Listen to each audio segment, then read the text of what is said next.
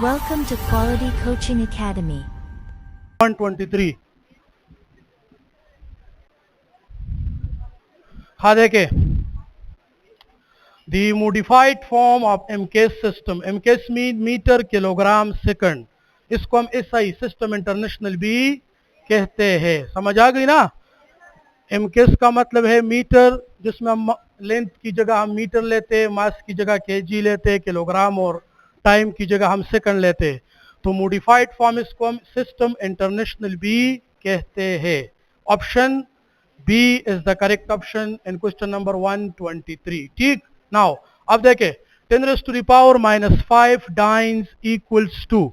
अब देखें 1 डाइन्स जो ना 1 डाइन्स बराबर होता है 10⁻⁻5 न्यूटन। बातें नहीं फिर आपको समझ आएगी। देखे 1 डाइन्स बराबर होता है 10⁻⁻5 न्यूटन के, और 1 न्यूटन बराबर होता है 10⁻⁻5 डाइन्स के। Dynes is the unit of force in CGS system. Dyne in the unit of force in a CGS system. अब हम कहते हैं ना 1 newton equals to 10⁻5 dyne and 1 dyne equals to 10⁻⁻5 newton. Dyne छोटा यूनिट है और Newton बड़ा unit है, इसलिए हम कहते हैं 1 डाइन इक्वल्स टू 10⁻⁻5 न्यूटन। अब कितने डाइन्स का पूछ रहे हैं? 10⁻⁻5 डाइन का पूछ रहे हैं। इधर भी 10⁻⁻5 से मल्टीप्लाई करें 10⁻⁻5 डाइन्स, और इधर भी 10⁻⁻5 से मल्टीप्लाई करें। समझ आ रही है ना। ये स्टैंडर्ड है। ये 1 डाइन इक्वल्स टू 10⁻⁻5 न्यूटन। अब आपसे मांग रहे क्या 10⁻⁻5 डाइन किसके बराबर है? तो आप इधर भी 10⁻⁻5 से मल्टीप्लाई करें, इधर भी कर ले। तो 1 into 10⁻⁻5 10⁻⁻5 dynes equals to 10⁻⁻5 and 10⁻⁻5 10⁻⁻10 newton. समझ आ गई इसकी? नजर नहीं आ रहे? देखे इस साइड पे देखे, ये जो है ना वो कर रहे कि बोर्ड इधर से इधर तक है ना। अब सुन ले, देखे 1 डाइन, बातें नहीं, 1 डाइन इक्वल्स टू 10⁻⁻5 न्यूटन। ये स्टैंडर्ड है। 1 newton equals to 10⁻5 dyne and 1 dyne equals to 10⁻5 newton, and dyne is the unit of force in CGS system, centimetre gram second. अब सुन ले 1 डाइन इतने न्यूटन के बराबर है। अब क्वेश्चन में कितने डाइन्स का पूछ रहे? 10⁻⁻5 डाइन का पूछ रहे ना। तो 1 डाइन तो इतने न्यूटन के बराबर होता है। अब 10⁻⁻5 डाइन का पूछ रहे, इधर भी 10⁻⁻5 से मल्टीप्लाई करें, इधर भी 10⁻⁻5 से मल्टीप्लाई करें। तो 10⁻⁻5 डाइन बराबर हो गए 10⁻⁻5 और -5 -10 न्यूटन के। अब समझ आ गई? अब देखें क्वेश्चन नंबर 123 भी हुआ, 124 हुआ ना, 125। Question number 125। अब सुन ले, the number of significant figure in the final result of 5.1234। ये क्या है? Question number 125। क्वेश्चन नंबर 123 में क्या आ रहे? 123 में आ रहे ऑप्शन बी, और 124 में आ रहे ऑप्शन बी, और 125 में देखे। अब आपके पास 3 नंबर है। क्वेश्चन नंबर 125 में आपके पास 3 नंबर है। इसके रिजल्ट में कितने सिग्निफिकेंट फिगर होंगे? 5.1234 centimetre plus 3.2 centimetre plus 6 centimetre. इससे जो बेसिक आंसर आता है ना, बेसिकली इससे जो आंसर आता है वो है 14.3234 सेंटीमीटर, या हम कहते हैं 14.323 सेंटीमीटर, या 14.32 सेंटीमीटर, और या 14 सेंटीमीटर। अब देखें, अब हम जब 3 मेजरमेंट को ऐड करते हैं तो उसके लिए रूल्स है, rules for addition and subtraction. जब हम 3 मेजरमेंट को ऐड करते हैं तो उसके लिए क्या रूल है? इसके लिए रूल ये है कि आप सब के साथ पॉइंट के बाद डेसिमल पॉइंट के बाद सिग्निफिकेंट फिगर्स को देखेंगे। इसके साथ पॉइंट के बाद सिग्निफिकेंट फिगर्स कितने हैं, कितने डिजिट्स है इसके साथ पॉइंट के बाद? 4 है कि नहीं? 1 2 3 4। समझ आ रही है? इधर पॉइंट के बाद कितने डिजिट है? 1। इधर पॉइंट के बाद कितने डिजिट है? नहीं है, पॉइंट के बाद डिजिट नहीं है। तो रूल्स ये है कि आप 2 मेजरमेंट को, आवाज ना रहा जी,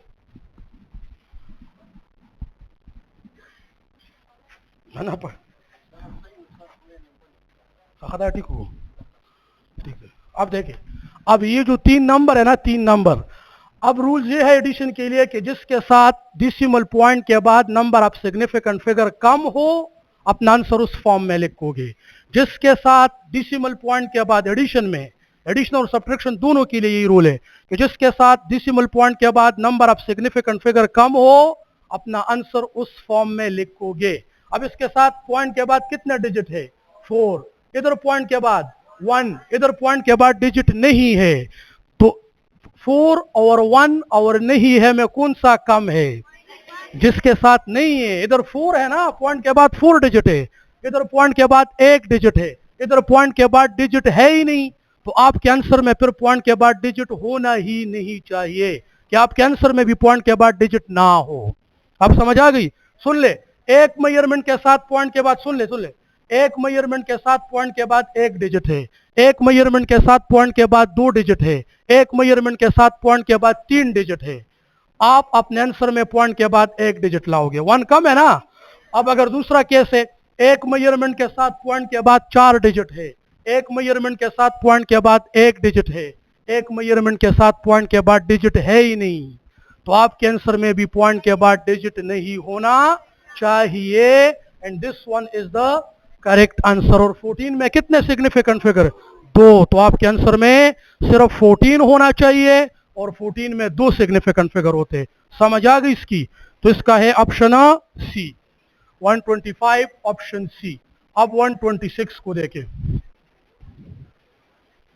हाँ देखे भी, देखे, समझ आ गई इसकी ना?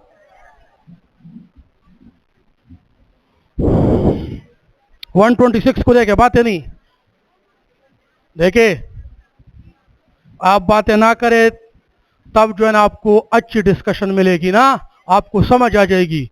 और मोस्ट इंपोर्टेंट जो है ना वो आप डिस्कशन है कि आप लोग डिस्कशन में जो सीखते हैं ना वो इंपॉर्टेंट है। क्वेश्चन नंबर 126 में देखे, the number of significant figure in 1000 apples. देखे, सुन ले, नंबर ऑफ सिग्निफिकेंट फिगर जो है ना 1000 में कितने सिग्निफिकेंट फिगर है या 10,000 में कितने सिग्निफिकेंट फिगर होंगे? जब सिंपल नंबर हो, नंबर उसके साथ यूनिट ना हो, फिर उसमें सिग्निफिकेंट फिगर, 0 सिग्निफिकेंट फिगर नहीं होते। सिंपल नंबर में 0 सिग्निफिकेंट फिगर नहीं होते। 1000 में 1 सिग्निफिकेंट फिगर है, 10,000 में 1 सिग्निफिकेंट फिगर, 1 लाख में 1 सिग्निफिकेंट फिगर। तो अगर 0 के साथ यूनिट ना हो या इसके साथ लिस्ट काउंट ना हो, ये 2 बातें याद रखिए। अगर मैं कहूं 1000 सेंटीमीटर में कितने सिग्निफिकेंट फिगर है, इसमें 4 सिग्निफिकेंट फिगर है क्योंकि इसके साथ प्रॉपर यूनिट लगा है। 1000 किलोग्राम में 4 सिग्निफिकेंट फिगर होते क्योंकि इसके साथ यूनिट लगा होता है। तो अगर यूनिट लगा हो, सुन ले, यूनिट लगा हो या लिस्ट काउंट गिवन हो, फिर 0 सिग्निफिकेंट काउंट होंगे। और अगर यूनिट नहीं है, सिर्फ सिंपल नंबर है, 1000, 100, 10, 10,000, 1 लाख, 10 लाख, इन सब में 1 सिग्निफिकेंट फिगर होगा। जब सिंपल नंबर हो, उसके साथ यूनिट ना हो या लिस्ट काउंट ना हो, तो फिर 0 को हम सिग्निफिकेंट कंसिडर नहीं करते। तो 1000 एप्पल्स में सिर्फ 1 सिग्निफिकेंट फिगर है, ऑप्शन ए। 126 में क्या रहे? Option A. 127 में देखे अब मल्टीप्लिकेशन के रूल्स को देखे। मल्टीप्लिकेशन के रूल्स ये है ना, क्वेश्चन नंबर 127 में देखे कि आपके पास 3 नंबर मल्टीप्लिकेशन में है ना, 78.123 centimetre multiply 6.8 centimetre multiply 2 centimetre. अब देखे, अब रूल ये है मल्टीप्लिकेशन। एडिशन में, सुन ले, एडिशन और सब्ट्रैक्शन में पॉइंट के बाद नंबर ऑफ सिग्निफिकेंट फिगर को देखेंगे। जिसके साथ पॉइंट के बाद नंबर ऑफ सिग्निफिकेंट फिगर कम हो, अपना आंसर उस फॉर्म में लिखोगे। अब देखे, अब मल्टीप्लिकेशन में ये रूल है, मल्टीप्लिकेशन में पॉइंट के बाद नहीं, overall number of significant figure count करोगे। ओवरऑल, पॉइंट से पहले, पॉइंट के बाद सारे। अब इसमें overall number of significant figure कितने हैं? Overall mean total number of significant figure. तो इधर टोटल नंबर ऑफ सिग्निफिकेंट है 1 2 3 4 5, इसमें है 5 सिग्निफिकेंट फिगर, इसमें है 2 सिग्निफिकेंट फिगर और इसमें है 1 सिग्निफिकेंट फिगर। तो मल्टीप्लिकेशन और डिवीजन के सेम रूल होते हैं और एडिशन और सब्ट्रैक्शन के सेम रूल। मल्टीप्लिकेशन और डिवीजन में क्या हम देखते हैं मल्टीप्लिकेशन में आप जिन मेजरमेंट्स को मल्टीप्लाई करते उसमें सब में total number of significant figure count करो, पॉइंट से पहले पॉइंट के बाद दोनों काउंट करो, total number of significant figure count करो। जिसके साथ total number of significant figure कम हो अपना आंसर उस फॉर्म में लिख के, जिसके साथ total number of significant figure कम हो अपना आंसर उस फॉर्म में लिखोगे। इधर total number of significant figure कितने हैं 5, इधर 2, इधर 1। आपके आंसर में एक सिग्निफिकेंट फिगर होना चाहिए, आपके आंसर में एक सिग्निफिकेंट फिगर होना चाहिए। तो इसका आंसर है 1 × 10⁻³ सेंटीमीटर क्यूब, क्योंकि पावर में सिग्निफिकेंट फिगर नहीं होते, सिग्निफिकेंट फिगर हम सिर्फ बेस में लेते हैं। नहीं, ऑप्शन देखे, सुन लेना, अभी देखे ऑप्शन सी। क्यों? क्योंकि आप 78 को 6 से या 7 से मल्टीप्लाई करें तो ऑलमोस्ट 500 बनता है, और 500 को 2 से मल्टीप्लाई करें तो 1000 आता है। मैंने 1000 को इस फॉर्म में लेकर, इसमें भी एक सिग्निफिकेंट फिगर है और इसमें भी एक सिग्निफिकेंट फिगर है, लेकिन इन सब की मल्टीप्लिकेशन से तो 1 तो नहीं आता, इन सब की मल्टीप्लिकेशन से तो 1000 के करीब आंसर आता है। इसका आंसर 1000 भी नहीं आता, लेकिन ऑलमोस्ट 1000 आता है, 900 समथिंग आते हैं। तो मैंने अपने आंसर को राउंड अप किया, और किधर राउंड अप किया 1000 को, और 1000 को किस तरह लिखा 1 × 10⁻³ अब अगर कोई स्टूडेंट कहता है कि 1 में भी तो एक सिग्निफिकेंट फिगर है, लेकिन अगर आप 78 को 6 से मल्टीप्लाई करें तो आपको 1 मिलेगा। आप समझ आ गई? तो मोस्ट जो है ना आंसर है, आंसर जो मैथमेटिकली आंसर आ रहे वो 1000 के करीब आ रहे, इसलिए 1000 को मैंने इस फॉर्म में लिखा ताकि इसमें क्या हो, एक सिग्निफिकेंट फिगर हो। और अगर आप 1 सिर्फ बात करते तो इसकी मल्टीप्लिकेशन से 1 नहीं आता, हाँ इसकी मल्टीप्लिकेशन से 1000 आता है। समझ आ गई इसकी? तो option C is the correct option. 127 में क्या आ रहे, ऑप्शन सी। समझ आ गई इसकी? इसकी समझ आ गई?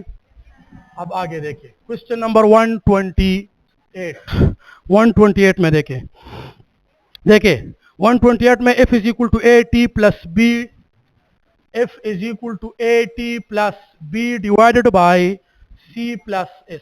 अब देखिए what is the dimension of B divide by C plus S। सुन ले इधर, मैं आप लोगों को ये बताऊं कि डायमेंशन में हम जिन क्वांटिटीज को ऐड करते हैं उनके डायमेंशन जरूर सेम होने चाहिए, और फिर ये दो टर्म्स, इन दोनों का डायमेंशन भी सेम होना चाहिए, और ये बराबर है फोर्स के, तो इन दोनों का डायमेंशन भी फोर्स के बराबर होना चाहिए। दोनों का डायमेंशन सेम भी होना चाहिए और दोनों का डायमेंशन फोर्स के बराबर भी होना चाहिए। फॉर एग्जाम्पल सुन ले, Vf is equal to VI plus AT, ये फाइनल वेलोसिटी है कि नहीं? इसका डायमेंशन है L/T, इसका डायमेंशन है L/T, इसका डायमेंशन भी L/T आएगा। इन दोनों का डायमेंशन भी सेम होगा और दोनों का डायमेंशन इसके बराबर होना चाहिए।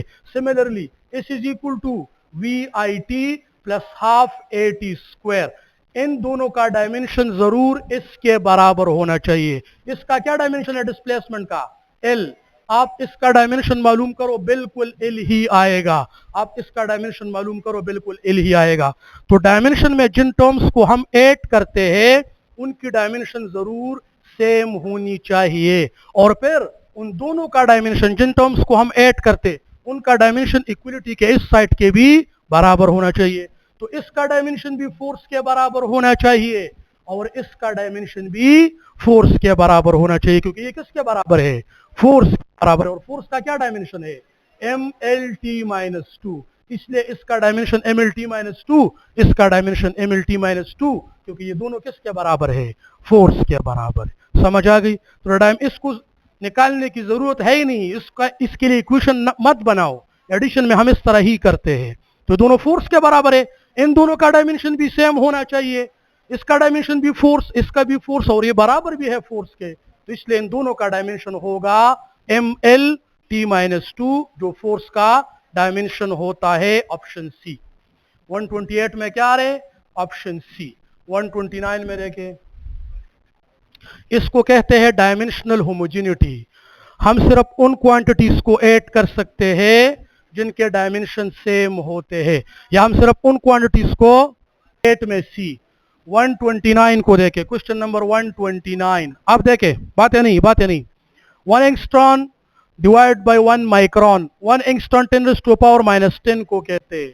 10⁻⁻10 को 1 एंगस्ट्रॉन कहते हैं, और माइक्रोन 10⁻⁻6 को कहते हैं, माइक्रो को, इसको हम माइक्रोन भी कहते हैं। तो 10⁻⁻6 को माइक्रोन कहते हैं और 10⁻⁻10 को एंगस्ट्रॉम कहते हैं। तो ये 10⁻⁻10, ये 10⁻⁻6, इसके साथ ये कैंसिल ना, ऊपर रह गया 10⁻⁻4। Option C is the correct option. 129 में क्या रहे? Option C. 130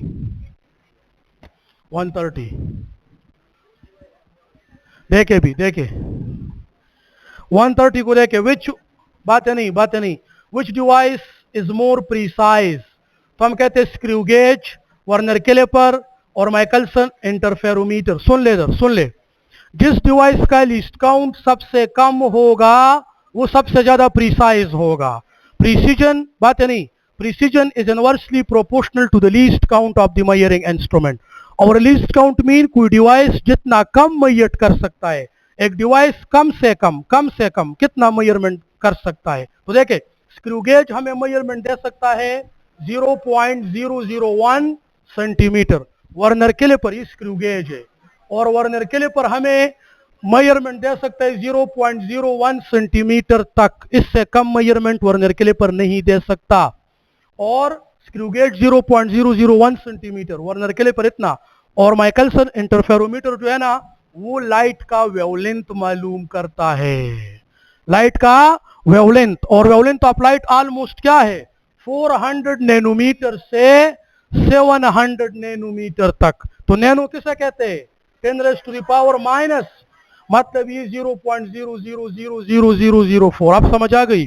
क्योंकि माइकलसन इंटरफेरोमीटर से हम किसी लाइट का वेवलेंथ मालूम करते हैं, और लाइट का वेवलेंथ होता है नैनोमीटर्स में। Nanometres mean 10⁻⁹। आप समझ आ गई कि नहीं? तो इसलिए सबसे कम मेजरमेंट कौन कर सकता है? Michelson interferometer. और जिसका लीस्ट काउंट, सुन ले, जिसका लीस्ट काउंट कम हो, जो कम से कम मेजरमेंट कर सकता है, उसकी प्रिसीजन ज्यादा होगी, क्योंकि precision is inversely proportional to the. तो option C is the correct option. इसमें आ रहे ऑप्शन सी। 130 में आ रहे ऑप्शन सी। 131 को देखे,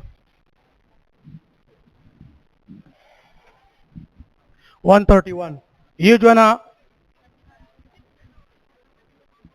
अब देखे, बातें नहीं, 3 millimeter square, बातें नहीं, 3 millimeter square can also be written as 3 × 10⁻⁻6 metre square. हमारे पास है 3 मिलीमीटर स्क्वायर, ठीक ना? अब ये होल स्क्वायर नहीं है, होल स्क्वायर होता तो फिर 9 आता। ये 3 मिलीमीटर स्क्वायर है ना। और सुन ले, 1 मिलीमीटर बराबर होता है 10⁻³ मीटर के। 1 मिलीमीटर बराबर होता है 10⁻³ मीटर, और 1 मीटर बराबर होता है 10⁻³ मिलीमीटर। ये अपने साथ लिखिए, 1 मिलीमीटर 10⁻³ मीटर, और 1 मीटर 10⁻³ मिलीमीटर।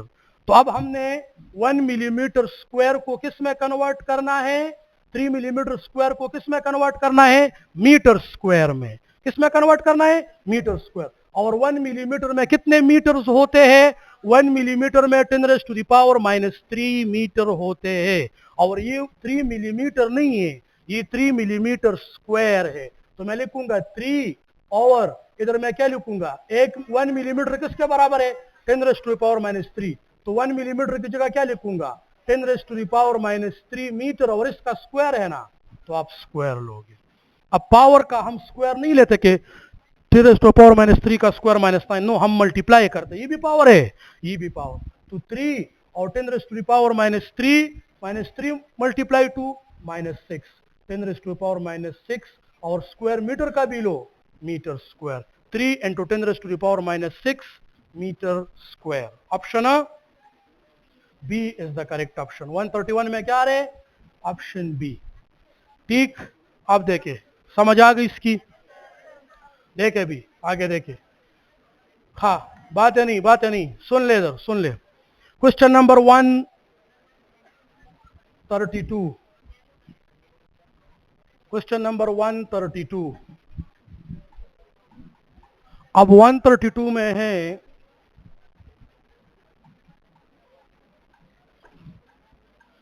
क्वेश्चन नंबर 132 में है सी। अब किस तरह सी आ रहा है, सुन ले इधर, सुन ले। The possible error in 120.4 centimeter will be what when the measured using ruler of length 50 centimeter। अब एरर के लिए ये फार्मूला है। पॉसिबल एरर हम मालूम करते हैं number of readings that have taken या number of measurement multiply least count. ये है एरर। पॉसिबल एरर हम इस तरह मालूम करते हैं। नंबर ऑफ रीडिंग से मेरा मतलब ये है, नंबर ऑफ रीडिंग से मेरा मतलब ये है कि आपने कितने स्टेप में ये रीडिंग कंप्लीट की। नंबर ऑफ स्टेप्स भी आप कह सकते हैं, या नंबर ऑफ रीडिंग्स भी आप कह सकते हैं, या नंबर ऑफ स्टेप्स भी कह सकते हैं। कितने स्टेप में ये रीडिंग कंप्लीट हो रही है, मल्टीप्लाई लीस्ट काउंट। अभी सुन ले, मैंने कितना लेंथ मालूम करना है, मैंने कितना लेंथ मालूम करना है, 120.4 सेंटीमीटर। अब लिस्ट काउंट का पता मुझे मेजर्ड वैल्यू से लगता है। ये बात बहुत इंपॉर्टेंट है, सारे स्टूडेंट सुन ले। लिस्ट काउंट का पता मुझे मेजर्ड वैल्यू से ही पता चलता है। मुझे डिवाइस का नाम भी ना हो, डिवाइस का पता भी ना हो, मैं मेजर्ड वैल्यू से आपको बता सकता हूं इसका लिस्ट काउंट इतना होगा। इसके साथ पॉइंट के बाद कितने डिजिट है, तो इसका लिस्ट काउंट होगा 0.1 सेंटीमीटर। और अगर मैं इस तरह का हुए, सुन ले, 120 सेंटीमीटर, इधर पॉइंट के बाद डिजिट नहीं है ना, इधर तो पॉइंट के बाद एक डिजिट था, तो लिस्ट काउंट में भी पॉइंट के बाद एक डिजिट है। इधर पॉइंट के बाद डिजिट नहीं है, तो इसका लिस्ट काउंट होगा 1 सेंटीमीटर। कितना? और अगर मैं इस तरह लिखूए 120.23 सेंटीमीटर, 120.2, तो पॉइंट के बाद कितने डिजिट है, 2, तो इसका लिस्ट काउंट होगा 0.01 सेंटीमीटर। और अगर मैं इस तरह लिखूं 120.125 सेंटीमीटर, पॉइंट के बाद कितने डिजिट है, 3, तो इसका लिस्ट काउंट होगा 0.001 सेंटीमीटर। अब समझ आ गई कि नहीं? तो मेजर्ड वैल्यू के साथ, सुन ले इधर, मेजर्ड वैल्यू के साथ अगर पॉइंट के बाद एक डिजिट है तो लिस्ट काउंट 0.1। मेजर्ड वैल्यू के साथ पॉइंट के बाद डिजिट है ही नहीं तो लिस्ट काउंट 1। मेजर्ड वैल्यू के साथ पॉइंट के बाद 2 डिजिट है तो लिस्ट काउंट में भी पॉइंट के बाद 2 डिजिट, और मेजर्ड वैल्यू के साथ पॉइंट के बाद 3 डिजिट तो लिस्ट काउंट में भी पॉइंट के बाद 3 डिजिट। मेजर्ड वैल्यू से अंदाजा लगता है किस मेजर्ड वैल्यू को किस डिवाइस के थ्रू मालूम किया गया है और इसका लिस्ट काउंट कितना होगा। तो सुन ले, मेजर्ड वैल्यू कितनी है, 120.4 सेंटीमीटर। तो 120.4 सेंटीमीटर, पॉइंट के बाद एक डिजिट है कि नहीं, 120.4 सेंटीमीटर, पॉइंट के बाद एक डिजिट है, तो लिस्ट काउंट कितना हुआ, 0.1 सेंटीमीटर। और अभी देखे, मैं इसको किससे मालूम करता हूं, ऐसे रूलर से जिसका मिनिमम लेंथ, मिनिमम जो है ना लिमिट है 50 सेंटीमीटर। कितना है, तो 50 सेंटीमीटर वाला रूलर अगर मैं यूज करूंगा तो कितनी बार यूज करके मैं 120, 3 दफा, क्योंकि 50 सेंटीमीटर 100, और दोबारा जो है ना मैं इसको यूज करूंगा 3 दफा, 3 स्टेप में ये मालूम होगा ना, तो इसलिए 3 दफा मैं इसको यूज करूंगा। और लिस्ट काउंट कितना है, 0.1, तो possible error 3 multiply 0.1, 0.3 centimetre. That is the possible error. समझ आ गई इसकी? इसलिए आप 120 को 50 सेंटीमीटर उस रूलर का लिमिट है, तो आप उसको कितनी दफा यूज करोगे, 50 सेंटीमीटर उसका लिमिट है, 50 सेंटीमीटर से ज्यादा मेजरमेंट नहीं कर सकता। तो एक दफा आपने 50 सेंटीमीटर मालूम किया, दूसरी दफा 100 सेंटीमीटर, और तीसरी दफा 120, 3 दफा यूज करोगे ना, तो 3 मल्टीप्लाई लिस्ट काउंट कितना है, 0.1, 3 मल्टीप्लाई 0.1, 0.3।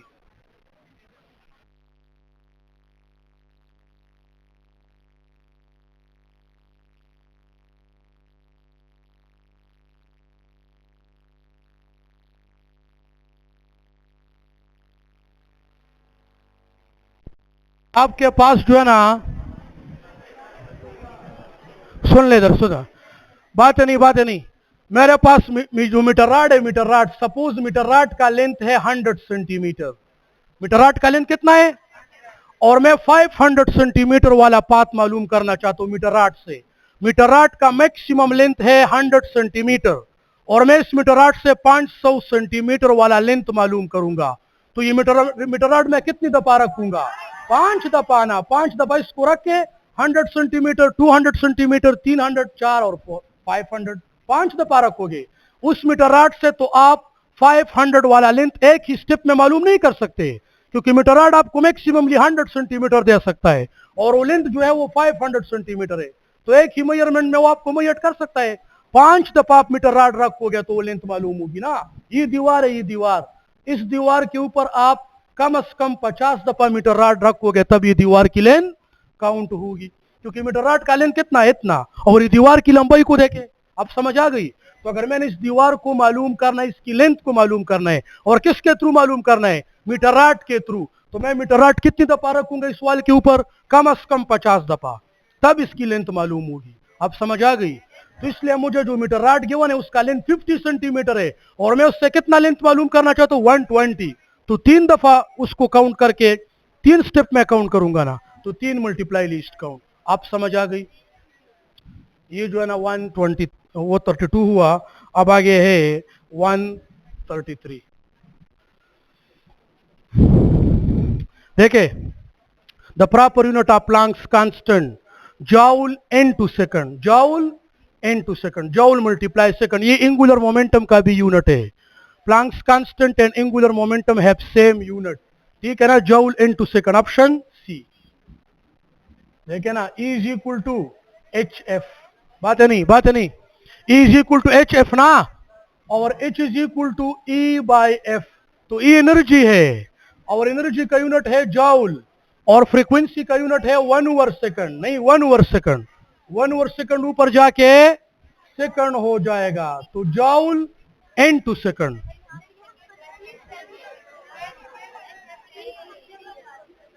कोई बात नहीं ना, ये तो सिर्फ जो है ना सिर्फ स्पेस गिवन है, इससे आप ऑप्शन को गलत नहीं कर सकते। इसमें ऑप्शन है जॉल सेकंड, ऑप्शन सी। जी में है जॉल पर सेकंड,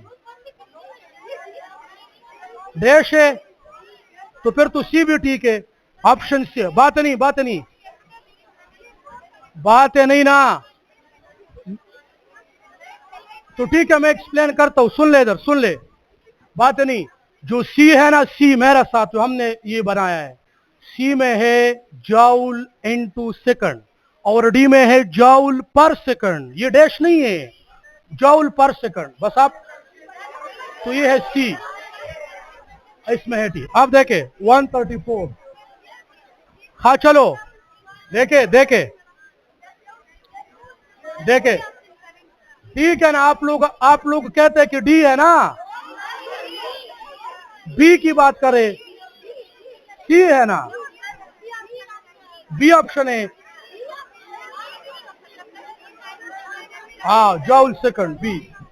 तो अब देखे, बात नहीं, हाँ सुन ले, सुन ले, बी में है, बी में लिखा है जॉल इनटू सेकंड, आप ये कह रहे, तो ऑप्शन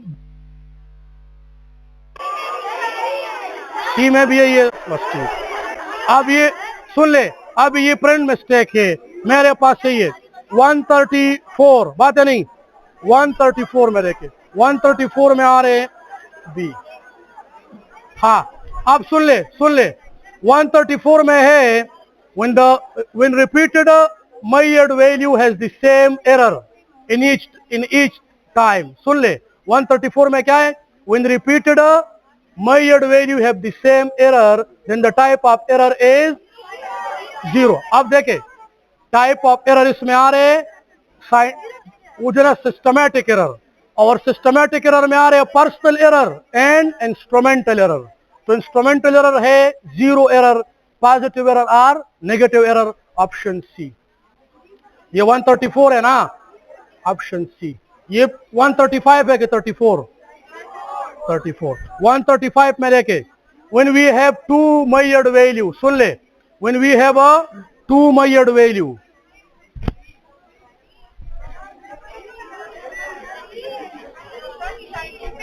हाँ सुन ले इधर,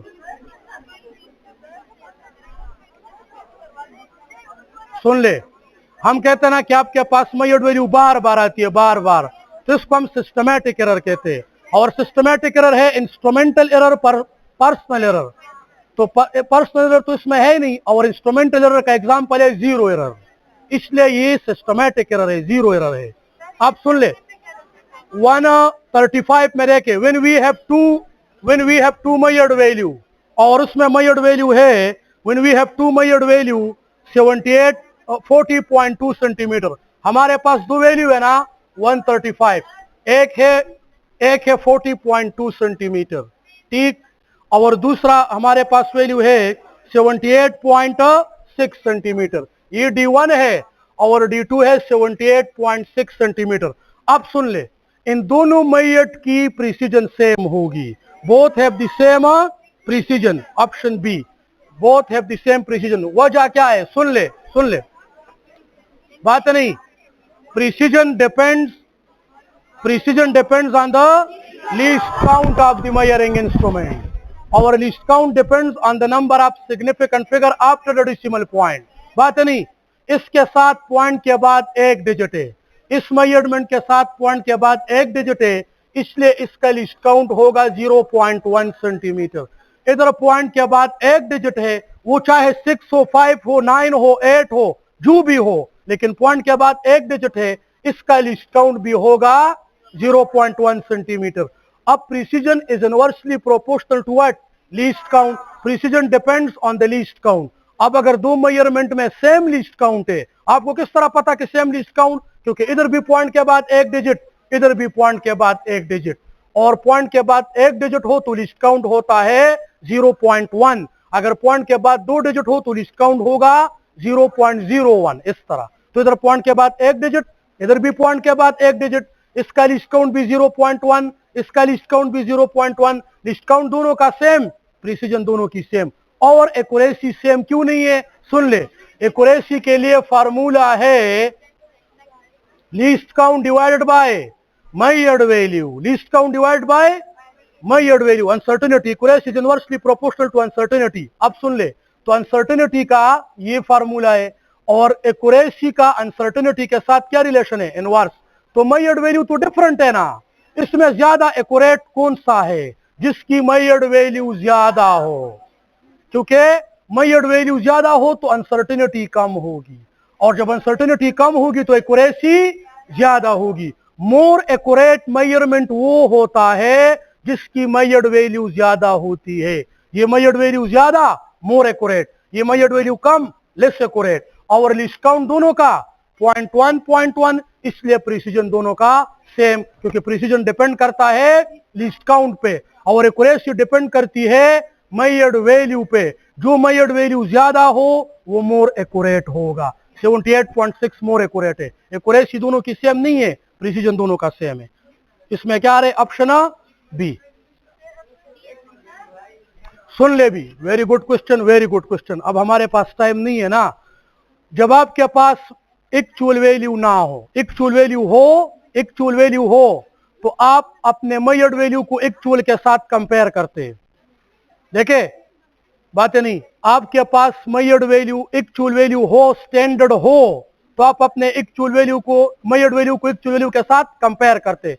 अगर मेजर्ड एक्चुअल वैल्यू ना हो फिर जिसकी मेजरमेंट ज्यादा वो मोर एक्यूरेट। मैं आप लोगों को एग्जांपल देता हूं। दो स्टूडेंट जी की वैल्यू मालूम करते हैं, जी की, और जी की एक्चुअल वैल्यू क्या है? 9.81। अब एक स्टूडेंट ने लाया है ना, ए स्टूडेंट ने 20.23 और बी स्टूडेंट ने लाया है 10.23। कौन सा स्टूडेंट ज्यादा एक्यूरेट है? ज्यादा एक्यूरेट बी है, क्योंकि इसकी मेजर्ड वैल्यू एक्चुअल के ज्यादा क्लोज है। अब समझ आ गई कि नहीं? इस केस में हम एक्चुअल वैल्यू गिवन है, इसलिए जो वैल्यू एक्चुअल के ज्यादा करीब होगी वो ज्यादा एक्यूरेट होगा। इसलिए ये ज्यादा एक्यूरेट इसलिए है 10.23, क्योंकि ये वैल्यू एक्चुअल के ज्यादा करीब है। समझ आ गई इसकी? अब अगर हमारे पास एक्चुअल वैल्यू नहीं है फिर हम ये रूल्स फॉलो करेंगे। फिर देखें, uncertainty is inversely proportional to measured value and accuracy is inversely proportional to uncertainty. Measured value जितनी ज्यादा हो अनसर्टेनिटी कम होगी, अनसर्टेनिटी कम होगी तो एक्यूरेसी ज्यादा होगी। जब एक्चुअल वैल्यू ना हो फिर जो वैल्यू बड़ी हो उसकी एक्यूरेसी ज्यादा होगी। 135 में बी। 136 को देखे, हाँ, device use to measure the current 10.2 ampere and the actual value of current is 10 ampere. इसमें कौन सा एरर है? Positive error. कौन सा एरर है? Positive error. 136 में आ रहे ऑप्शन ए, क्योंकि एक्चुअल वैल्यू क्या है, वो है 10.0 एम्पेयर और स्टूडेंट ने क्या लाया है 10.2 एम्पेयर। तो एक्चुअल से जब मेजर्ड वैल्यू ज्यादा हो तो पॉजिटिव एरर, और एक्चुअल से जब मेजर्ड वैल्यू कम हो तो नेगेटिव एरर। तो ये ज्यादा है पॉजिटिव एरर। कौन सा ऑप्शन इसमें आ रहे, ऑप्शन ए। अब देखिए आगे 137 में देखें, a percentage error in the linear momentum and the mass of the body is 2.5% each, then the percentage error in the kinetic energy is 7.5, option C. इसमें क्या रहे, ऑप्शन सी, क्योंकि काइनेटिक एनर्जी बराबर होती है square of momentum divided by 2m। Kinetic energy और momentum का ये रिलेशन है, मोमेंटम में भी परसेंटेज एरर गिवन है और काइनेटिक एनर्जी में भी। अब देखें मास में भी। अब सुन ले, बातें नहीं। अब परसेंटेज अनसर्टेनिटी के क्या रूल्स है, डिवीजन को हम क्या करते हैं, डिवीजन को जब मैं परसेंटेज अनसर्टेनिटी काइनेटिक एनर्जी में मालूम करूंगा तो p स्क्वायर परसेंट प्लस ये 2 तो कांस्टेंट है ना, प्लस m%, और फिर पावर का क्या रूल है, पावर आएगा मल्टीप्लीकेशन में, क्या आएगा multi 2 into p% plus m%। अब 2 और मोमेंटम में 2.5% और मास में भी 2.5%, 2 multiply 2.5, 5% plus 2.5%, 7.5%। That is the percentage uncertainty in the kinetic energy. और मोमेंटम और मास में परसेंटेज अनसर्टेनिटी गिवन है। रूल्स की समझ आ गई। ये डिवीजन में है ना, तो डिवीजन क्या होगा, ऐड होगा, और फिर पावर को हम क्या करते हैं, पावर को मल्टीप्लाई करते हैं। इससे आ रहे 7.5%, ऑप्शन सी। 138 में देखे कि the length of the cube measured is 25 centimetre और मास में परसेंटेज अनसर्टेनिटी है 3%। What is the percentage uncertainty in the volume of the sphere.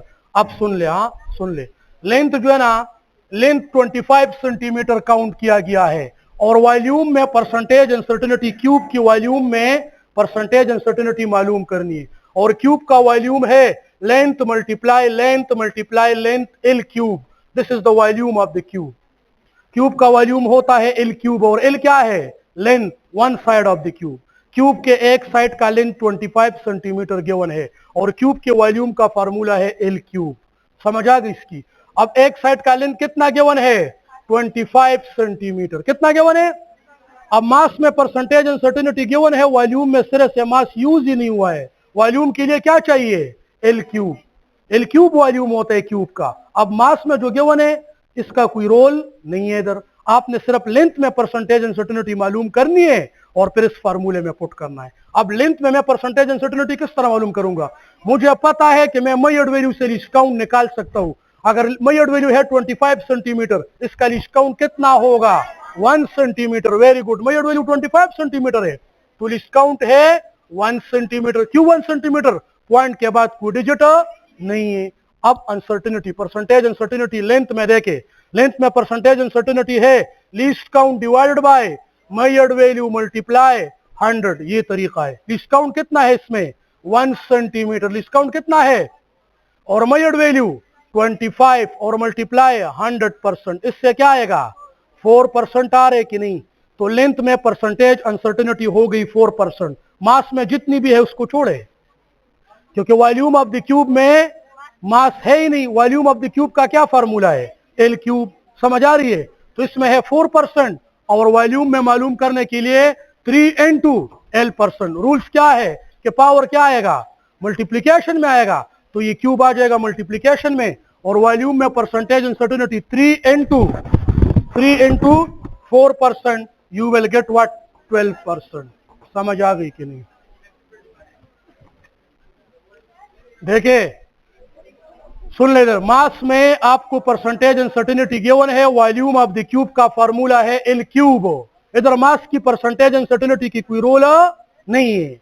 और लेंथ में आप परसेंटेज अनसर्टेनिटी किस तरह मालूम करोगे, लेंथ कितना है 25 सेंटीमीटर।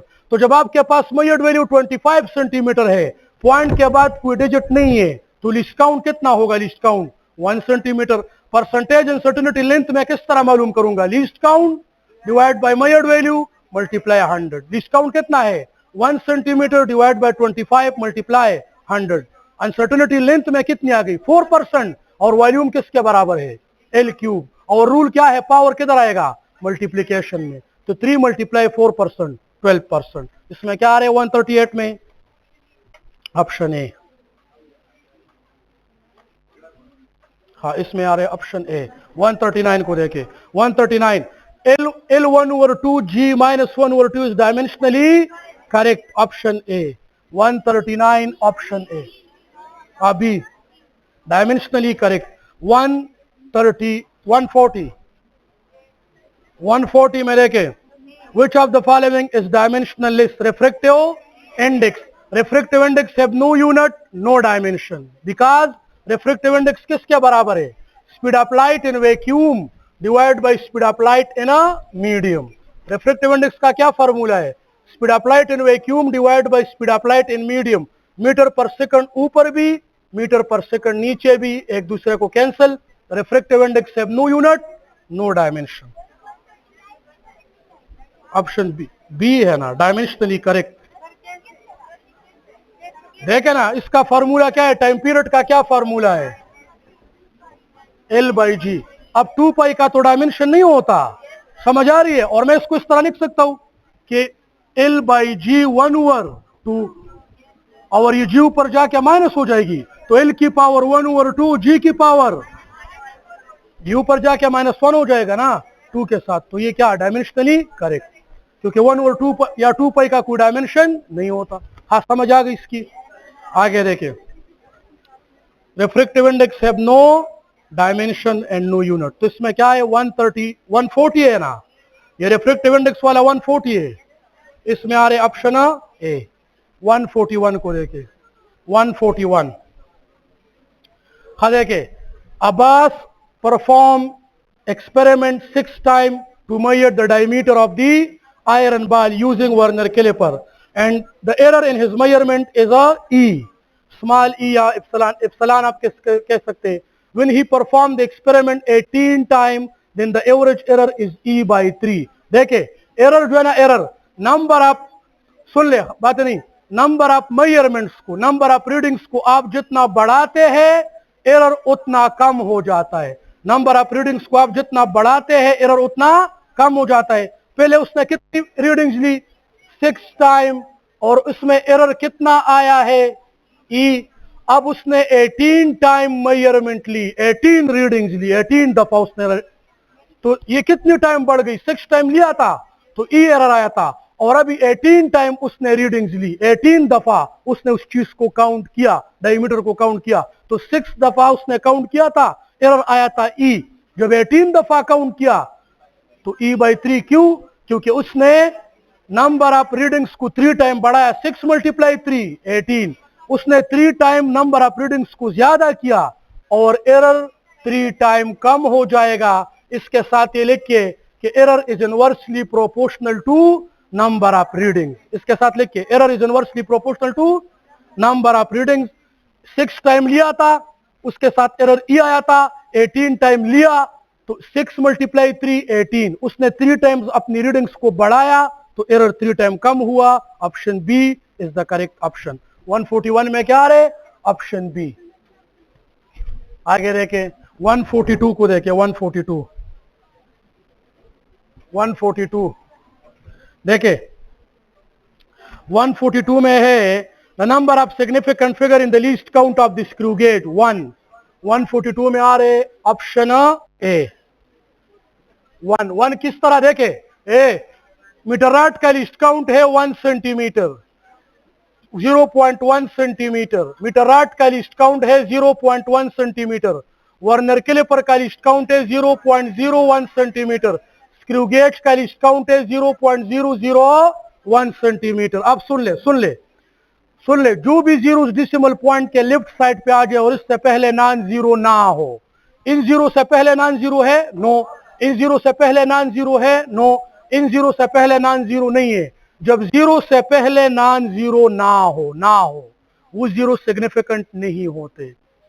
इसमें देख इसमें कितने सिग्निफिकेंट फिगर्स है, इसमें भी 1 है क्योंकि इससे पहले कोई नॉन जीरो हिंसा, तो वो जीरोस जो डिसिमल पॉइंट के लेफ्ट साइड पे हो या राइट साइड पे हो और उससे पहले नॉन जीरो हिस्सा ना हो वो जीरो सिग्निफिकेंट नहीं होते।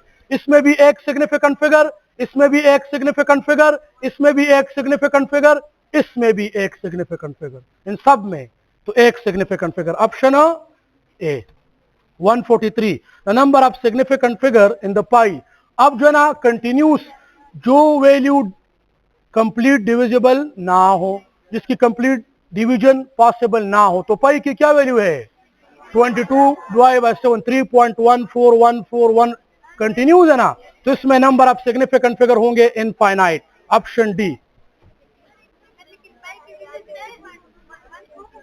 है ना, ठीक है, तो राउंड अप हम लिखते हैं, बाकी तो वो कंटिन्यूस है ना।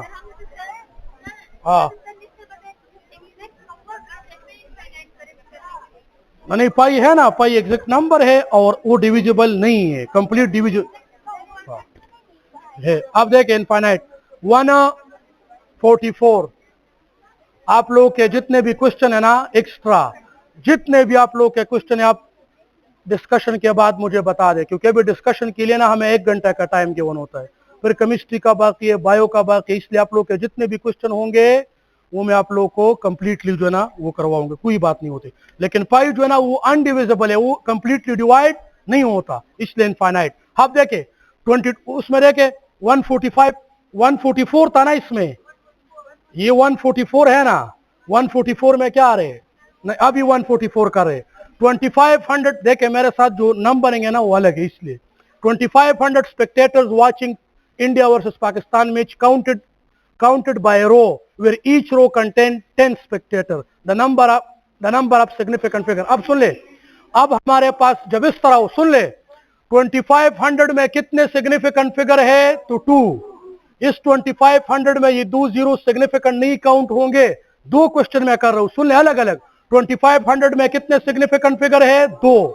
अब सुन ले 2500 को अगर हम 10 की रो से काउंट करें, आप लोग एक रो में सपोज 10 बैठे हैं तो मैं कहता हूं 10 20 30 40 50, लीस्ट काउंट मेरा 10 हुआ ना, मिनिममली मैं कितना काउंट करूं 1 2 3 तो नहीं करूं, मैं कहता हूं 10 20 30 40 50, मिनिमम काउंटिंग मैं 10 कर रहा हूं, ये मेरे पास लिस्ट काउंट है। तो जब हमारे पास लिस्ट काउंट होता है आमतौर पे आपको बता दे 2500 में कितने सिग्निफिकेंट फिगर है 2, लेकिन 2500 को मैं 10/10 से काउंट करता हूं तो ये 10 मेरे पास क्या हुआ। फिर सिग्निफिकेंट फिगर का फार्मूला है, नंबर ऑफ सिग्निफिकेंट फिगर का फार्मूला है measured value divide by least count. जब इस तरह हो 2500 में 2 सिग्निफिकेंट फिगर है, लेकिन 2500 को मैं 10 में काउंट कर रहा हूं, 10 20 30 40, इस तरह मैं 2500 को काउंट कर रहा हूं। फिर फार्मूला क्या है सिग्निफिकेंट फिगर का, मेजर्ड वैल्यू डिवाइड बाय कितने मेजरमेंट आपने की 2500 स्पेक्टेटर बैठे, कितने लिस्ट काउंट के साथ काउंट किया 10 के साथ, ये कैंसिल और कितना रह गया 250। अब जितने भी नंबर बाकी रह गए, जितने भी नंबर बाकी रह गए सारे सिग्निफिकेंट होंगे। अब कितने नंबर्स हो गए 1 2 3, अब इसमें है 3 सिग्निफिकेंट फिगर, अब इसमें क्या है 3, ऑप्शन सी।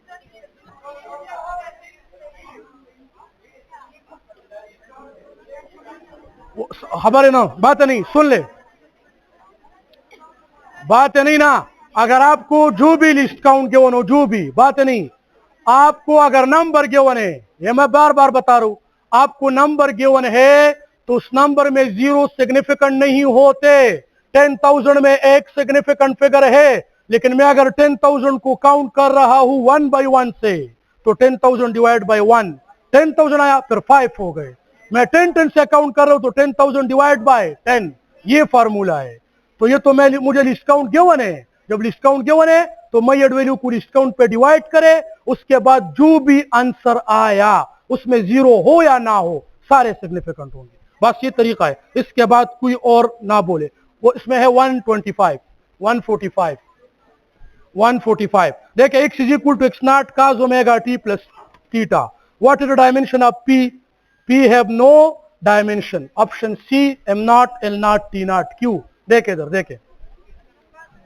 देखे आमतौर पे क्या होता है, आमतौर पे x is equal to X not cos omega t और x is equal to X not cos theta, और x is equal to X not cos omega T plus P. बातें नहीं, सुन ले।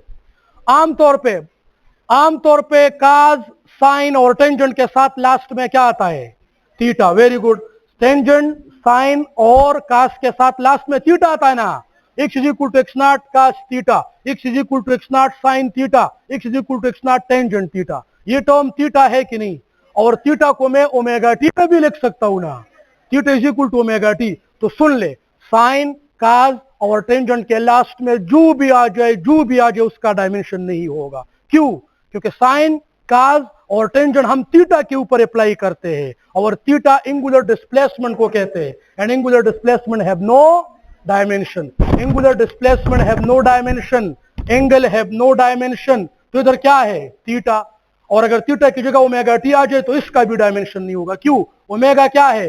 Angular velocity. एंगुलर वेलोसिटी का क्या dimension है? 1/t। और टी का क्या डायमेंशन है? टी। कैंसिल किया कि नहीं? तो अगर इसका डायमेंशन नहीं है तो इसके साथ पी ऐड हो गई है, पी। तो इसका डायमेंशन नहीं है, इसका भी डायमेंशन नहीं है, क्योंकि हम उन टर्म्स को ऐड करते हैं जिसका डायमेंशन सेम होता है। तो omega T have no dimension, theta have no dimension. तो अगर इसका डायमेंशन नहीं है तो पी का भी डायमेंशन नहीं है। अपने साथ ये रूल याद रखे कि साइन काज और टेंजेंट के साथ जो भी आ जाए, चाहे उसका सिंबल थीटा ना हो, आपको कहे कास पी साइन x और tangent y, what is dimension of p, x and y? No dimension. आप समझ आ गई कि नहीं? तो इस omega T have no dimension, तो p का भी नो डायमेंशन। तो m not, l not, t not. Option C. 146 को देखे। Angle subtended by 5 centimetre arc length of the circle having 2 centimetre circumference. इसमें ये डी ऑप्शन है ना, डी ऑप्शन, इसके साथ पाई लगा दे। डी ऑप्शन के साथ पाई लगा दे, सिर्फ पाई। 0.5 पाई, 0.5 पाई डी। मैं बता रहा हूं ना, सुन लेना, सुन ले।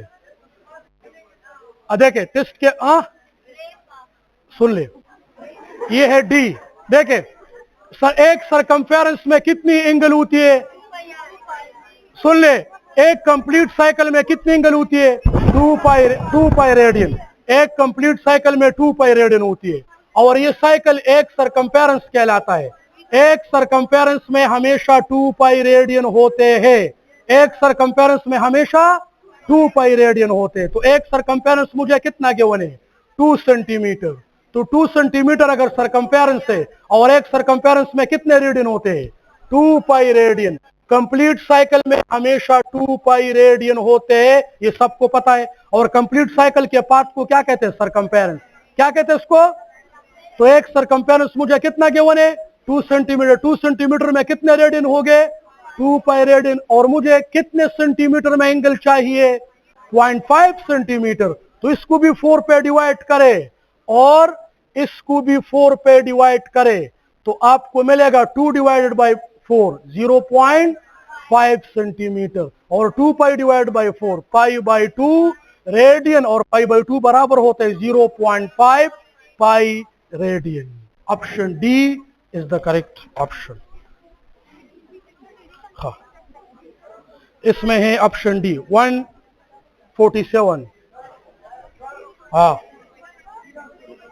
देखिए मैं आपको बता रहा हूं ना, आप लोगों का जो भी क्वेश्चन इंशाल्लाह वो सॉल्व होगा डिस्कशन के बाद। एक एक का 10-10 MCQs भी मैं सॉल्व करवा सकूं, क्योंकि मैं डिस्कशन के बाद मैं फ्री हूं, लेकिन दूसरे टीचर जो वेट कर रहे हैं ना, यही बात होती है। बाकी आप लोगों का जो भी क्वेश्चन होगा मैं सॉल्व करूंगा। दूसरी बात सुन ले, ये जो टेस्ट है ना, अभी सेकंड चैप्टर स्टार्ट हो रहे हैं ना, सेकंड चैप्टर के 30 MCQs मैंने बनाए, और फर्स्ट चैप्टर के 24 MCQs सरेजार ने बनाए। तो मैं सरेजार की बनाई हुई MCQs को डिस्कस कर रहा हूँ। मेरे अपने MCQs अभी सेकंड चैप्टर में स्टार्ट हो रहे हैं। ये टेस्ट आधा उसने बनाए, 30 MCQs मैंने बनाए। अब जो भी मसला हो, गलती तो हो सकती है प्रिंट वगैरह में या उधर जो है ना, आप जिस तरह बता रहे, बाकी डिस्कशन जो है ना, वो मैं एक एक का 200 MCQs का भी आंसर दे सकता हूँ। 200 आप लोग के किस तरह जो है MCQs, बिल्कुल आप लोग। हाँ देखे भी, सुन ले देखे, द एंगल सबटेंडेड, बातें नहीं ना, आप बातें ना करें तो ये टेस्ट सही हो जाएगा। The angle subtended by each of the surface area divided by 500 equal parts will be what? Each part. देखे एक स्फेयर में कितने स्टीरियडियन होते हैं? एक स्फेयर में 4 पाई स्टीरियडियन होते हैं, सबको पता है। और स्फेयर को मैंने कितने पार्ट्स में डिवाइड किया है? 500 पार्ट्स में डिवाइड किया। 500 इस सारे स्फेयर को कितने पार्ट्स में डिवाइड किया? तो 500 पार्ट्स से मिलकर स्फेयर बनाए। तो 500 पार्ट्स में कितने स्टेरेडियन है? 4 पाई। स्फेयर को 500 इक्वल हिस्सों में डिवाइड किया है सारे स्फेयर को, और टोटल स्फेयर में कितने स्टेरेडियन होते हैं? 4 पाई। तो 500 पार्ट्स में कितने स्टेरेडियन हो गए? 4 पाई। एक पार्ट में कितना होगा? एक पार्ट में तो 4 pi divide by 500 0.008 pi steradian. कौन सा ऑप्शन ठीक है? Option C is the correct option. 147 में क्या आ रहे? सी। 148 को देखे, 148 देखे अभी स्टार्ट हुआ, ये जो मैं कर रहा हूं अभी स्टार्ट हुआ। द यूनिट वेक्टर ऑफ, अभी देखे आगे, ये बहुत इजी है। हाँ, the unit vector of I plus J का यूनिट वेक्टर 148 में आ रहे ऑप्शन बी। देखिए the unit vector of I plus J, बातें नहीं सुन ले। यूनिट वेक्टर हम हमेशा मालूम करते हैं, vector divide by its magnitude. Unit vector हम मालूम करते हैं vector divide by its magnitude. अभी जो है ना, अब आप ये सेकंड चैप्टर है ना, इसके सारे एमसीक्यूज मैंने बनाए, अब आप देख लेंगे। इसमें मिस्टेकन, उसमें भी गलती नहीं थी, इसमें भी नहीं होगी, सिर्फ आप लोग जो है ना बातें ना करें। अभी देखें vector divide by its magnitude हम किस तरह मालूम करते हैं? X square plus Y square plus Z square. अभी तो ये दो कंपोनेंट है, तो इसकी वैल्यू क्या है? 1। इसकी वैल्यू क्या है? 1 square plus 1 square 2 under root ना। तो ये हो जाएगा I plus J divided by 2 under root. कौन सा ऑप्शन ठीक है? Option B is the correct option. 149 में देखे, 148 में ऑप्शन बी, 149 में देखे, 149 में है the magnitude of vector 2i minus 2j plus के, 2i माइनस 2j प्लस के। हम मैग्नीट्यूड तो 2i माइनस 2j माइनस के, इसका मैग्नीट्यूड किस तरह मालूम करूंगा? मैग्नीट्यूड का फार्मूला है एक्स कंपोनेंट का स्क्वायर, वाई कंपोनेंट का स्क्वायर और जेड कंपोनेंट का स्क्वायर। ठीक है ना? तो इसमें एक्स कंपोनेंट कितना है? एक्स कंपोनेंट इसमें है 2 स्क्वायर, इधर प्लस ही लगाओगे, और वाई कंपोनेंट कितना है? -2, तो आप लगाओगे -2 स्क्वायर, और जेड कंपोनेंट -1, इधर प्लस ही लगाओगे, -1 स्क्वायर। 2 स्क्वायर 4, -2 स्क्वायर 4, -1 स्क्वायर 1, इससे क्या आएगा? 9। आप समझ आ गई कि नहीं? तो 149 में क्या आ रहे? सी। 150 में देखे the dot product of 2 non zero vector is 0, 90, option B. 150 में ऑप्शन बी देखे किस तरह B. The dot product of 2 non zero vector is 0। अब सुन ले, 2 नॉन जीरो वेक्टर का डॉट प्रोडक्ट 0 है, 0। 2 नॉन जीरो वेक्टर का डॉट प्रोडक्ट 0 है, तो ये कब पॉसिबल है कि ए भी नॉन जीरो हो, बी भी नॉन जीरो हो और इसका डॉट प्रोडक्ट 0 हो? क्योंकि ए डॉट बी बराबर होती है A B into cos theta के। A B non zero, B भी नॉन जीरो और ए डॉट बी 0 देता है। इसका मतलब है कि एंगल दोनों वेक्टरों के बीच 90 है। जब दो वेक्टरों के बीच एंगल 90 हो, दो वेक्टर्स एक दूसरे के परपेंडिकुलर हो, तो उसका डॉट प्रोडक्ट हमेशा 0 होता है। A dot B is equal to 0। समझ आ गई कि नहीं? तो इसमें कौन सा ऑप्शन ठीक है? Option B. 150 में ऑप्शन बी। 150 है ना? 151 को देखे, 151 the x component of a vector, the x component of a vector is the है बी। देखे 151 the x component of a vector of magnitude 10 newton making an angle of 60 degree with x axis will be what? हम किसी vector का x component मालूम करते हैं that vector into cos theta. किसी भी वेक्टर का एक्स कंपोनेंट मालूम करने के लिए उस वेक्टर का magnitude resultant vector multiply cos theta. तो रिजल्टेंट वेक्टर हमें कितना गिवन है? 10 न्यूटन। रिजल्टेंट वेक्टर है 10 न्यूटन। उस रिजल्टेंट वेक्टर का एक्स कंपोनेंट मालूम करो और उसने एंगल बनाया है 60 डिग्री। तो 10 इंटू कास 60 डिग्री, 10 और कास 60 1/2 के बराबर होता है। तो क्या है इससे? 5 newton. Option B is the correct option. इसमें आ रहे ऑप्शन बी। 152 को लेके नहीं, इसकी समझ नहीं आ गई। F x is equal to F cos theta, तो रिजल्टेंट तो 10 है ना, और कास 60, तो 10 और कास 60 1/2 देता है, तो 5। अब देखे 30 को देखे, current is not a vector quantity. 152, current is not a vector quantity because it does not obey vector addition law. Option C. देखे बातें नहीं, सुन ले। करंट का प्रॉपर डायरेक्शन होता है always conventionally current flow from high potential to lower, and electronic current move from lower potential to high, from negative. तो current and heat both है proper direction, but it is scalar. Why it is scalar? Because जब wire में current opposite direction में हो ना, vectors opposite direction में एक दूसरे को कैंसिल करते हैं, और सेम डायरेक्शन में वेक्टर एक दूसरे को सपोर्ट करते हैं। सेम डायरेक्शन में दो वेक्टर्स हो तो उसका रिजल्ट बड़ा आएगा, और अपोजिट डायरेक्शन में दो वेक्टर्स हो तो एक दूसरे के इफेक्ट को कैंसिल करते। करंट 3 एम्पेयर और 3 एम्पेयर सेम डायरेक्शन में लो तो भी 6 एम्पेयर देता है, और 3 एम्पेयर और 3 एम्पेयर अपोजिट डायरेक्शन में लो तो भी 6 एम्पेयर देता है। करंट वेक्टर एडिशन लॉ को ओबे नहीं करता, इसलिए करंट स्केलर क्वांटिटी है। Option C 152, option C. Now 153 में देखें, the minimum number of unequal vector that keep the body in equilibrium 3। 153 में आ रहे ऑप्शन बी। क्यों? देखे equal vector, minimum number of equal vector that keep the body in equilibrium.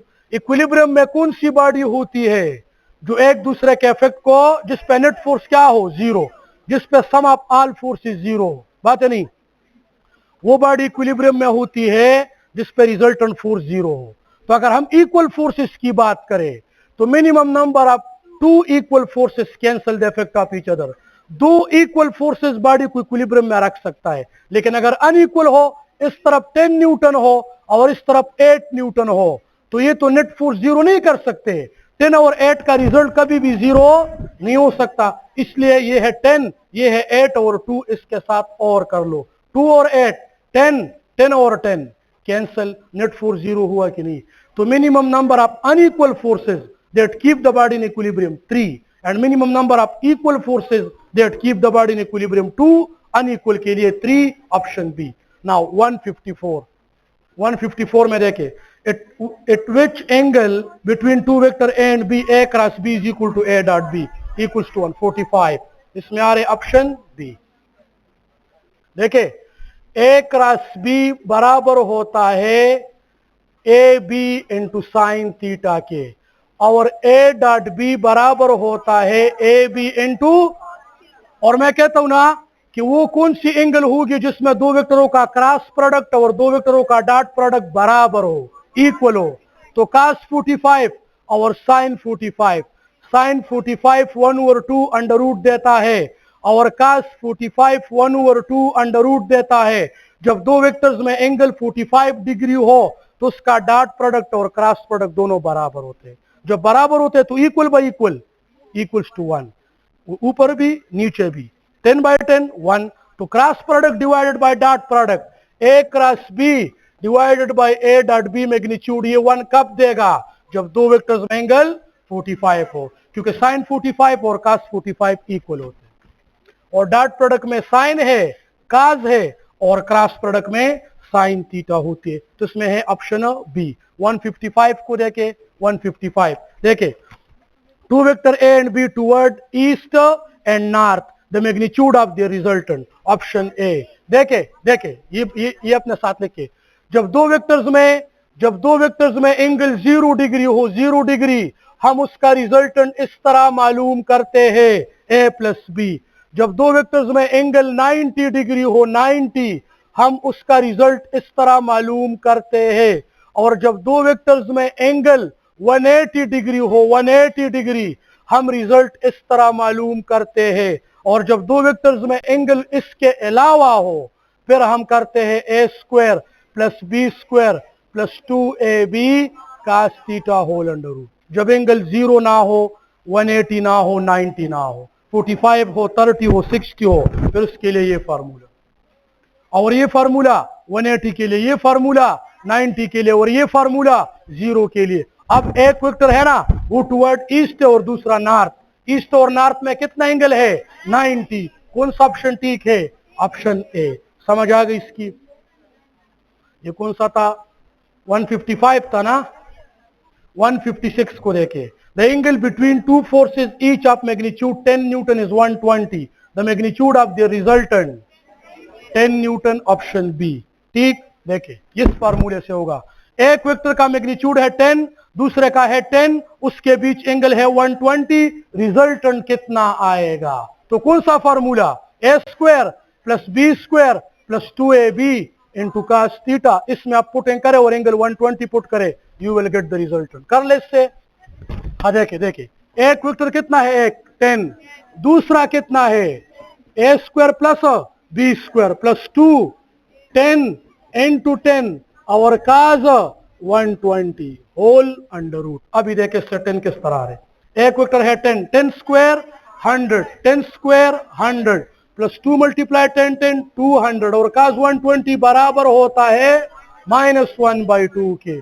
तो ये cancel, ये 100 हुआ ना, तो 100 प्लस 100 और प्लस माइनस माइनस, तो ये कैंसिल, 100 100 के साथ कैंसिल, 100 अंडर रूट क्या देता है। समझ आ गई। अब ये इसके साथ एक और पॉइंट अपने साथ ऐड करो, एक और पॉइंट ऐड करो, सुन ले। जब दो इक्वल वेक्टर के बीच एंगल 120 हो तो रिजल्टेंट भी उसके बराबर आएगा। एक वेक्टर है 10, दूसरा है 10 और एंगल उसके बीच है 120, तो रिजल्टेंट भी 10 आएगा। एक वेक्टर है 5 न्यूटन, दूसरा है 5 न्यूटन, उसके बीच एंगल 120, तो रिजल्ट भी 5 न्यूटन। ये तरीका। 156 में क्या आ रहे, ऑप्शन बी।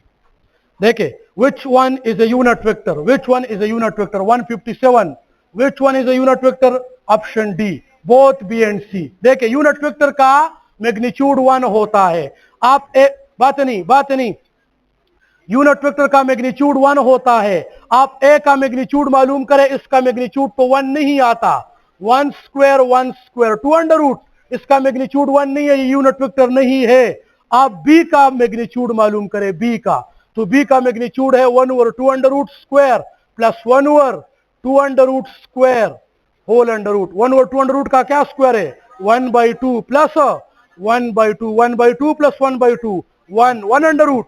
इसका मैग्नीट्यूड 1 आया कि नहीं आया, और जे का मैग्नीट्यूड भी 1 है। इससे क्या आएगा, both B and C, both B and C. हाँ, ऑप्शन डी 157, ऑप्शन डी। 158 को देखे, 158, the angle made by vector I plus j with x axis 45, 158 में बी। देखे, एक वेक्टर ने बात नहीं, एक वेक्टर ने x एक्सिस के साथ कितना एंगल बनाया, उसके लिए फार्मूला है theta is equal to tangent inverse y component divide by x component. ये फार्मूला है, theta is equal to tangent inverse y component divide by x component. So theta is equal to tangent inverse 1/1, tangent inverse 1 हमें 45 देता है। Tangent 45 1 और tangent inverse 145। इसमें आ रहे option B 159, 159 में आ रहे ऑप्शन सी, 159 में आ रहे सी। देखे, the possible sum of 8 newton and 6 newton. देखे, सुन लेना, पॉसिबल सम ऑफ 8 न्यूटन और 6 न्यूटन कितना हो सकता है। आप इसको ऐड करें, 8 प्लस 6 14, इससे ज्यादा पॉसिबल नहीं है। और इसको माइनस करे, ज्यादा से कम माइनस करे, 8 माइनस 6 2। बात नहीं, इस तरह के एमसीक्यूज और भी है, सुन ले। आप दो वेक्टर्स को ऐड किया करे, दैट इज द मैक्सिमम, और दो वेक्टर्स को ज्यादा से कम माइनस करे, that is the minimum. Minimum से कम पॉसिबल नहीं होता और मैक्सिमम से ज्यादा। 8 और 6 को ऐड करे 14, 14 से ज्यादा आंसर पॉसिबल नहीं है।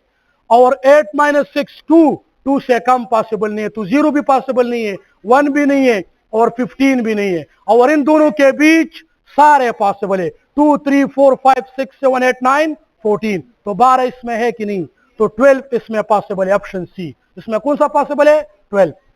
दो वेक्टरों को ऐड किया करो मैक्सिमम रिजल्ट, दो वेक्टरों को माइनस किया करो मिनिमम रिजल्ट। मिनिमम से नीचे नहीं आओगे और मैक्सिमम से, और उसके बीच सारे वैल्यूज पॉसिबल है।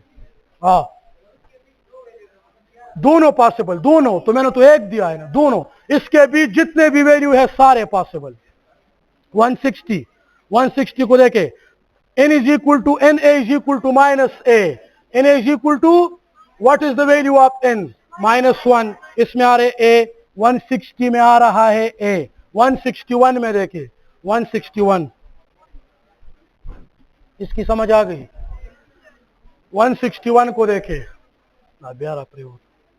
161 में देखे, the y component of a vector 10 Newton making an angle of 90 degree with x axis, 10 Newton, 161 में आ रहे a, किस तरह 10 न्यूटन, देखे y कंपोनेंट हम किस तरह मालूम करते हैं, fy is equal to f, और मैग्नीट्यूड कितना है 10, और कितना एंगल बनाया है 90, 10 और sin 90 क्या देता है 1, तो क्या आएगा 10 न्यूटन। 161 में a, 162 में देखे, 162 में आ रहे, the negative vector of a is equal in magnitude that of a but opposite in direction both a and b। 162 में आ रहे c, एक वेक्टर का नेगेटिव वेक्टर वही होता है, एक वेक्टर का नेगेटिव वेक्टर वही होता है लेकिन उसकी डायरेक्शन अपोजिट, मतलब a है 10 न्यूटन ईस्ट, तो इसका नेगेटिव वेक्टर क्या होगा 10 न्यूटन ही होगा लेकिन टुवर्ड वेस्ट, 10 न्यूटन ही होगा लेकिन टुवर्ड वेस्ट। तो एक वेक्टर का नेगेटिव वेक्टर है same magnitude, opposite in direction, both A and B, option C. तो 162 में सी। 163 में देखे, 163 देखे, which one is not a vector quantity? Area is vector quantity, current is scalar but current density is vector। ये अपने साथ लिख के, current scalar quantity, current density is vector quantity. तो एरिया भी वेक्टर है, करंट डेंसिटी भी vector है, इलेक्ट्रोमोटिव फोर्स ईएमएफ को कहते हैं, वोल्टेज को कहते हैं, वोल्टेज स्केलर है, ऑप्शन सी। 163 में सी, वोल्टेज स्केलर है ना, इलेक्ट्रोमोटिव फोर्स, आप फोर्स को ना देखे, ईएमएफ वोल्टेज को कहते हैं, area vector, current density vector. हाँ, the dot product 164, the dot product of two vector A, 164 में किस तरह ए आ रहा है, डॉट प्रोडक्ट को देखे, 3i + 4j, ये ए वेक्टर है और बी वेक्टर 2i + j। सुन ले, ए वेक्टर है 3i + 4j, बी वेक्टर है 2i + j। इन दोनों का डॉट प्रोडक्ट किस तरह मालूम करूंगा, तो डॉट प्रोडक्ट के लिए सिर्फ सिमिलर कंपोनेंट को मल्टीप्लाई करे, 2 3 6, i dot i 1 plus 4 1 4, j dot j 1, 6 plus 4 10, option A. 165 को देखे, नहीं, आई के साथ, जे के साथ, के साथ, समझ आ गई। सिमिलर कंपोनेंट, डॉट प्रोडक्ट में हम सिर्फ सिमिलर कंपोनेंट मल्टीप्लाई करते। 164 था ना, 165 में देखे, a क्रॉस b, नहीं, a dot b is equal to 0, a cross b is equal to A B, option A. देखे, दो वेक्टरों का डॉट प्रोडक्ट 0 है और क्रॉस प्रोडक्ट मैक्सिमम है, ठीक है ना। डॉट प्रोडक्ट किस एंगल पे 0 होता है, cos 90 हमें 0 देता है, और क्रॉस प्रोडक्ट किस एंगल पे मैक्सिमम होता है 90, sin 91 के बराबर होता है। इसलिए जब दो वेक्टरों का क्रॉस प्रोडक्ट मैक्सिमम हो और डॉट प्रोडक्ट 0 हो, इसमें एंगल 90 होगी, ऑप्शन ए। और 166 को देखे, a cross b is equal to c, the angle between b and c is always 90 degree, option A. 166 में ए। सुन ले इधर, ये जल्दी ये कंसेप्ट मैं प्रोवाइड करता हूं। a cross b is equal to c, बात नहीं, सुन ले, a cross b is equal to c, सुन ले। क्रॉस प्रोडक्ट में आपको जो रिजल्टेंट मिलता है, सुन ले, क्रॉस प्रोडक्ट में जो रिजल्टेंट मिलता है दो वेक्टरों से, वो रिजल्टेंट उन दोनों वेक्टर्स के परपेंडिकुलर होगा। बात नहीं, दोबारा सुन ले, मैं a क्रॉस b से a क्रॉस b करता हूं, मुझे नेक्स्ट वेक्टर मिलता है c, तो क्रॉस प्रोडक्ट में a क्रॉस b से आपको नया वेक्टर मिला c, इस नए वेक्टर का b के साथ भी एंगल 90 होगी और a के साथ भी 90 होगी। क्रॉस प्रोडक्ट में जो रिजल्टेंट मिलता है, वो रिजल्टेंट उन दोनों वेक्टरों के परपेंडिकुलर होता है जिससे वो बना होता है। बात नहीं, समझ आ गई। अगर a क्रॉस b c के बराबर है तो सी बी के भी परपेंडिकुलर होगा और ए के भी परपेंडिकुलर। 167 समझ आ गई इसकी। 167 में क्या है? I cross J equals to K C. I cross J equals to K, J cross K is equal to I, K cross I equals to J। I cross J K, J cross K I, K cross I J। Cross product में हर दो component आपको तीसरा component देगा। Cross product में हर दो component तीसरा कंपोनेंट, तो I cross J equals to K, option C. और 168 में ऑप्शन बी, ऑप्शन बी। ठीक है ना? बी आ रहे, 0 आ रहे, क्यों? देखिए J cross J, J dot J cross K, J dot J cross K। तो देखिए J cross K, J dot J cross K हमें I देता है। पहले क्रॉस प्रोडक्ट करोगे तो J cross K I, J dot I 0। Dot product में different component हमें 0 देता है। तो J dot J cross K, J cross K हमें I देता है और J डॉट I हमें 0, ऑप्शन बी। एंड 169 में आ रहे हैं, the possible sum है, the possible sum of 20 and 25 Newton cannot be 3 Newton, cannot be Q, option D. देखो गोरे, 25 न्यूटन प्लस 20 न्यूटन 45 न्यूटन, और सुन ले 25 न्यूटन माइनस 20 न्यूटन। देख इधर, सुन ले, इससे ज्यादा आंसर पॉसिबल नहीं है, इससे कम आंसर पॉसिबल है, और 5 और 45 के बीच सारे पॉसिबल है। तो कौन सा पॉसिबल नहीं है? 5 से कम। 3 है कि नहीं? 3 इज नॉट पॉसिबल। 169 में आ रहे डी। समझ आ गई? 170 I is equal to 2I minus 3J plus 4K, the negative vector of this vector। A है 2I minus 3J plus 4K, इसका नेगेटिव वेक्टर क्या होगा? Minus 2I plus 3J minus 4K। इसके साइंस चेंज करो, option B. 170 option B. 171 में देखे, 170 में option B. 171 A is equal to 3 newton west, B is equal to 3 newton east, और A minus B मालूम करना है। A क्या है? 3 न्यूटन वेस्ट, और B क्या है? 3 newton east. What is A minus B? इसमें बहुत बड़ा लॉजिक है। सुन ले, बातें नहीं ना। आप जब डिफरेंस मालूम करते हैं ना, माइनस मालूम करते हैं डिफरेंस, तो आपने जिस वेक्टर को माइनस करना है पहले उसका डायरेक्शन चेंज करो।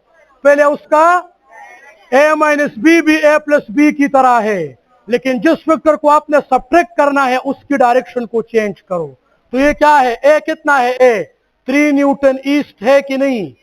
और में माइनस बी है ना, तो b वेक्टर 3 न्यूटन ईस्ट है, तो इसका डायरेक्शन चेंज करो। 3 न्यूटन ईस्ट का डायरेक्शन क्या हो जाएगा?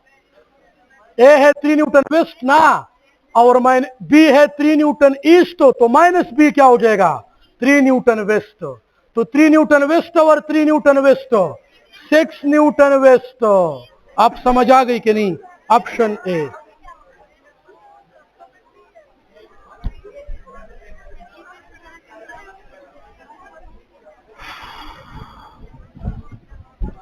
देखे ये टेस्ट था ना, ये टेस्ट इसलिए डिस्कशन ने ज्यादा टाइम लिया ना कि बहुत लॉजिकल था, आप लोगों को समझ आई होगी। टेस्ट में बहुत ज्यादा कंसेप्ट था। एक तो इज़हार साहब जो है ना, वो तो लेजेंड है, लेजेंड। तो उसने अपना कंसेप्ट भी डाला था और थोड़ा मैंने भी कंसेप्ट डाला था, तो डबल कंसेप्ट हो गए। अब देखे भी ये जो है ना, देखे ए है 3 न्यूटन वेस्ट और बी है 3 न्यूटन ईस्ट। तो जब आप वेक्टर की सब्ट्रैक्शन करते हैं, सब्ट्रैक्शन ना, तो फिर आप जिस वेक्टर को सब्ट्रैक्ट करते हैं उसका डायरेक्शन चेंज करो।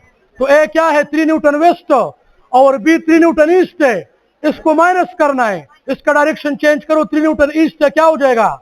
3 न्यूटन वेस्ट। तो 3 न्यूटन वेस्ट और 3 न्यूटन वेस्ट 6 न्यूटन वेस्ट। समझ आ गई कि नहीं? and the देखे भी a plus b magnitude equals to a minus b magnitude 172 इसमें आ रहे ऑप्शन ए। देखे जब दो वेक्टरों की सब्ट्रैक्शन और एडिशन सेम हो, बात है नहीं ए, खबर है ना, बात है नहीं।